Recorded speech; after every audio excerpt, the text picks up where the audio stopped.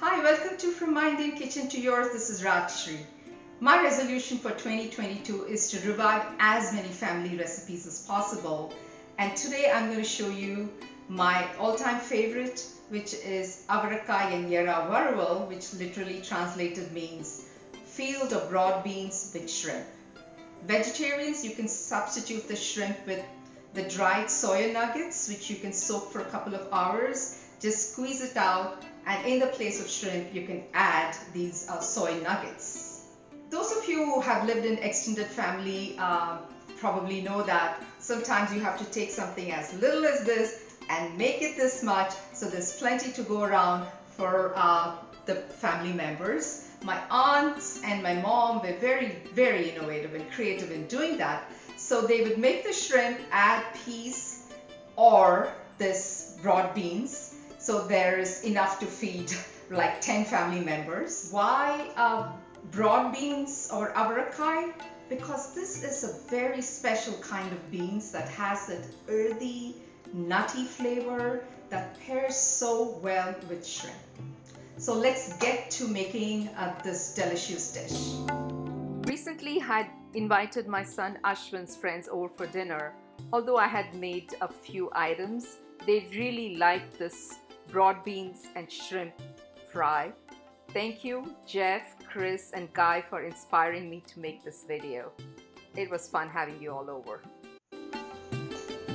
This is Avarakkai in Tamil, Val Papdi in Hindi I believe, or a broad beans or field beans in English. My relative in San Diego grows this in her garden. Thank you Anu for sharing this delicious beans with me.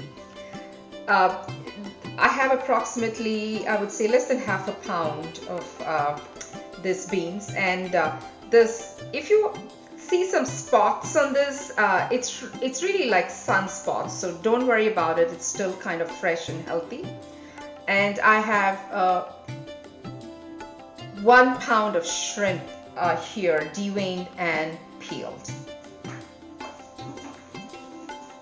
I want to demonstrate how to cut these beans, so be a little patient with me. This is a state-of-the-art knife that my children Ashwin and Anisha presented me recently. It's pretty sharp. I'm nervous. I don't want to have any accident on camera, but you start by cutting the top edges and removing the fiber part of the beans. I mean, fiber is good, but the only reason why we remove the fiber is we want the beans to cook evenly. So sometimes if you don't take the fiber, you get that uncooked part in your mouth. So, and that's the reason we kind of peel this off and just use the meat part of the beans. I've taken out the fiber of a few beans, lay them flat, get the edges, the top edges together, and cut them not too small, not too big, but in a way that it will cook with the shrimp. The cooking time of the beans and the shrimp has to be similar. So here's the chopped beans, and other things I'll be chopping are 2 medium-sized onions, but I'm just using 1.5, 2 medium tomatoes, 4 or 5 cloves of garlic, and 2 pieces of ginger. You can either finely chop them, but I prefer to grind them into a paste. I have 4 tablespoons of olive oil here, but your preference, you could use corn oil, vegetable oil, avocado oil, peanut oil, whatever. And once the oil is heated, I'm going to drop the finely chopped onions and fry them till they are translucent. The onions are ready to take in a spoon of ginger garlic paste. I kind of make a little pond between the onions and then drop the dollop of ginger garlic. I'm going to give it a little bit time to saute in the oil so that the rawness of the ginger garlic goes away. I added the chopped tomatoes and I keep mushing them up so they integrate well. before I add the dry masalas. Add some salt to draw out the moisture from the onions and tomatoes. Just be careful not to oversalt it. I have noticed that shrimp does have some little salt in it naturally.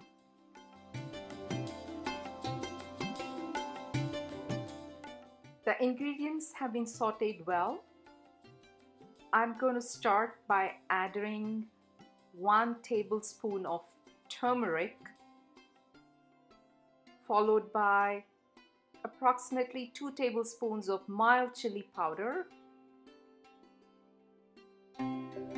roasted coriander powder, about 2 tablespoons. Sorry cumin lovers, no cumin in this dish. Okay, so let's drop the shrimp. Saute it for a little while, allowing it to soak in all of those gravy and those spices.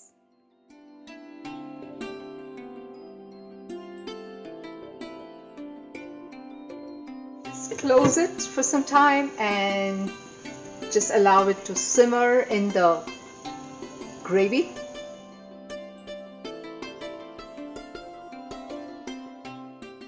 Drop the beans and toss it around.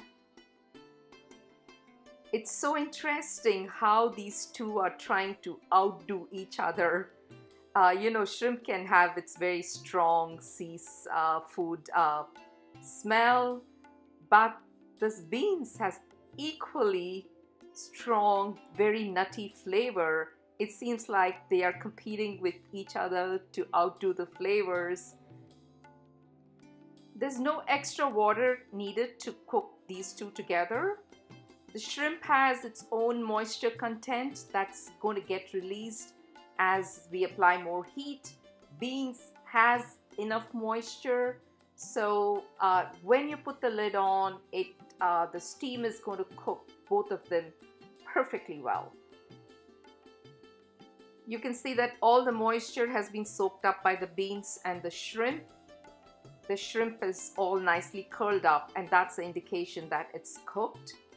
What I haven't shown on the video is I added a dash of black roasted pepper, and my mom has always told me that hold off on the pepper right till the end. You never cook the peppercorn or the black pepper. You add it right at the end, and it draws out even more the earthy, nutty flavor of this entire dish.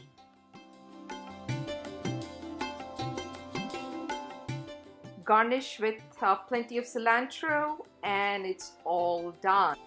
I hope you enjoyed this episode with me, watching me make shrimp and Avarakkai and Yerra. Can't wait to show you more of my family recipes. Stay tuned. Please subscribe and like. Thank you.